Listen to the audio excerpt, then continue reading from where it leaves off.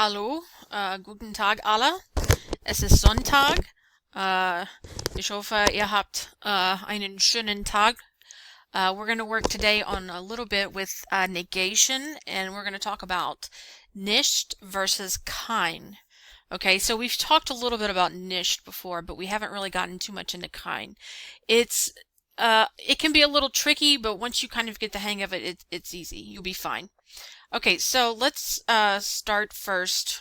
Nicht versus kein. Kein is used to negate a noun that is in an affirmative sentence that would be preceded by ein or a, okay, or no article at all. Now, we haven't talked too much about ein or eine, but all those are just basically indefinite articles, and they mean a, okay? So we'll talk a little bit more about those in class, but here are some examples with ein. And pretty much anytime you see ein or eine in a sentence, you're going to negate it with kein or keine. So it's pretty simple. All you have to do is usually just add a k in front of the indefinite article. Okay, so if we look here, Beispiele, and I'm going to help you guys out with the vocab. The first question ist das eine Uhr? Uhr is a clock. Okay, so the question is asking, is that a clock? Well, if we want to negate it and say, no, that's not a clock, Uhr is a noun, and that's the thing that we're trying to negate. So therefore, to negate it and say it's not a clock, all we have to do is just put a K in front of the eine, okay, and it becomes keine.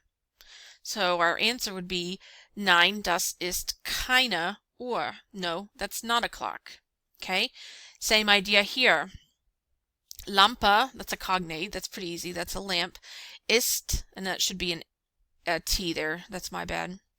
Ist das eine Lampe? And when we answer in the negative, we would say, nein, das ist keine Lampe. Okay?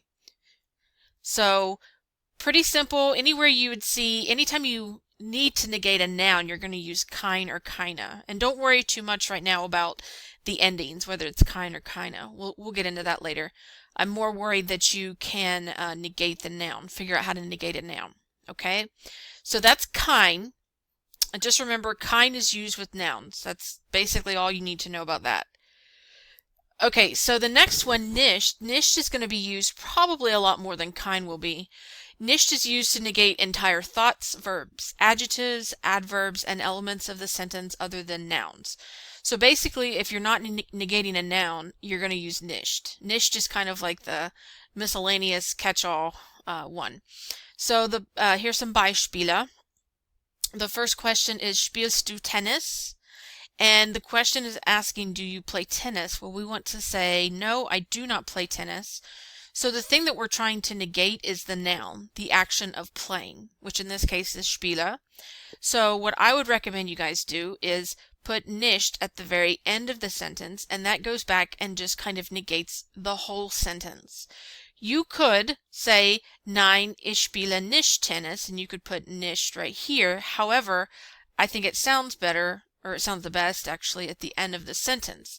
Where you cannot put nicht is right here between the subject and the verb. Remember, you can never put anything between the subject and the verb, okay?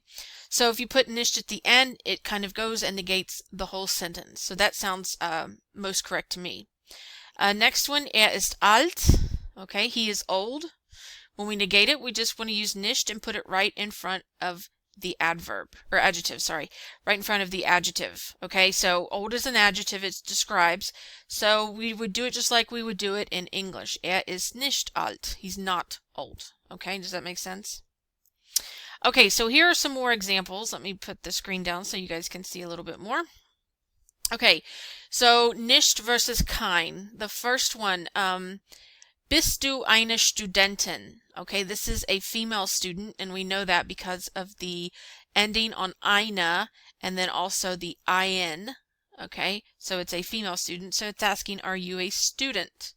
We want to say, no, I'm not a student, so we'd say, nein, ich bin keine Studentin.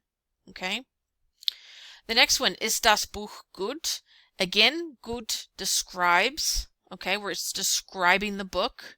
We want to say it's not good, so we'd say nein, das Buch ist nicht gut, okay? Again, you could put nicht probably at the end, but the thing you're negating, what you're trying to get across, the point you're trying to say is not good, okay? So just do it like you would do it in English. The next one, das Wetter heute ist schön. Again, schön is an adjective. It's describing the weather. The weather is nice or the weather is pretty. To negate it, we'd say das Wetter heute ist nicht schön. Okay? And then the last one, ist das eine Frau? Is that a woman? When we want to say, nope, it's not a woman, we'd say, nein, das ist keine Frau. Okay? I hope this video helped you a little bit. I've got another video I want you guys to watch after you get done listening to my video. I found this on YouTube and I just put it in here so you guys can watch it as well.